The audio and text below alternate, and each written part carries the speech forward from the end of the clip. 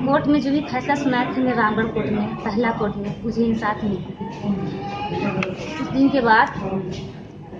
जब हमें इंसाफ मिली तो हमें बहुत सुकून लगा, मेरे बच्चे लोग को भी बहुत सुकून मिला। आज मुझे इंसाफ मिली और कुछ दिन के बाद ये लगभग महीना भी नहीं लगा और नहीं सुने कि नहीं कि हाई कोर्ट से उन्हें जब उन लोगों को मुझे आश्वासन सहित मिले थे कि आपको एक लड़का को नौकरी दिया जाएगा और आपको घर बैठे हुए, क्योंकि आपका लंबा परिवार है, आपका लड़की लोग है, शादी करके पढ़ाना लिखाना सभी को है,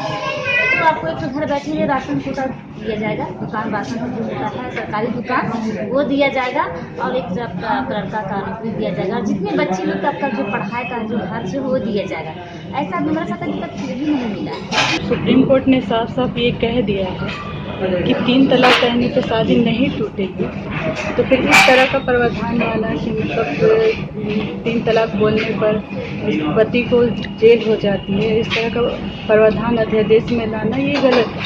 अगर सरकार को सुप्रीम कोर्ट ने ये कहा था कानून बनाने के लिए और सरकार को इतनी हमदर्दी मुस्लिम महिलाओं से, तो जो मॉब